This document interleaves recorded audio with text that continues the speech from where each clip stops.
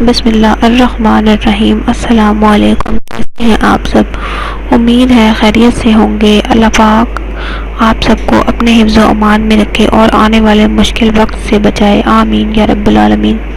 آج جو میں آپ کو وظائف بتاؤں گی وہ دعائے استخارہ ہے۔ آج میں آپ کو دعائے استخارہ پڑھنے کا اور استخارہ کرنے کا طریقہ بتاؤں گی۔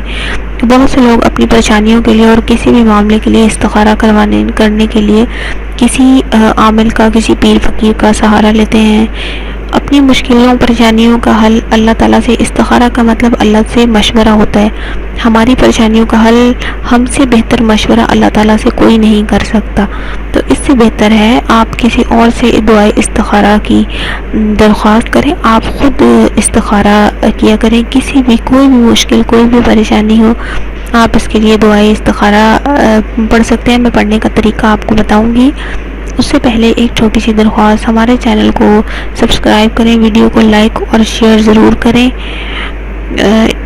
کیونکہ آپ کی وجہ سے کسی اور کی پریشانی بھی جو ہے وہ حل ہو سکتی ہے، کوئی اور بھی بھٹکنے سے بچ سکتا ہے۔ یہ نیکی آپ کے لیے صدقہ جاریہ کا ذریعہ بن سکتی ہے۔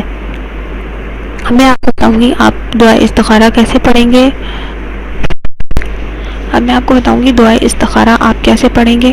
آپ نے باوضو ہو جانا ہے، نماز 5 وقت کی پڑھنی ہے، لازمی پڑھنی ہے، حسب توفیق صدقہ دینا ہے۔ کسی بھی نماز کے بعد دعائے استخارہ پڑھ لینی ہے، اور اس کے بعد آپ نے اللہ تعالیٰ سے دعا کرنی ہے، جس بھی معاملے کے لیے ہو اللہ تعالیٰ سے مشورہ لینا ہے اور اپنا معاملہ اللہ کے سپرد کر دینا ہے۔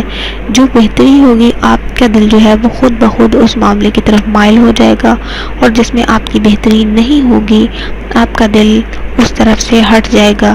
اور بعد نماز عشاء آپ نے پھر توجہ کے ساتھ ایک دفعہ اور سورہ دعائے استخارہ پڑھنی ہے، اس کے بعد دعا کرنی ہے۔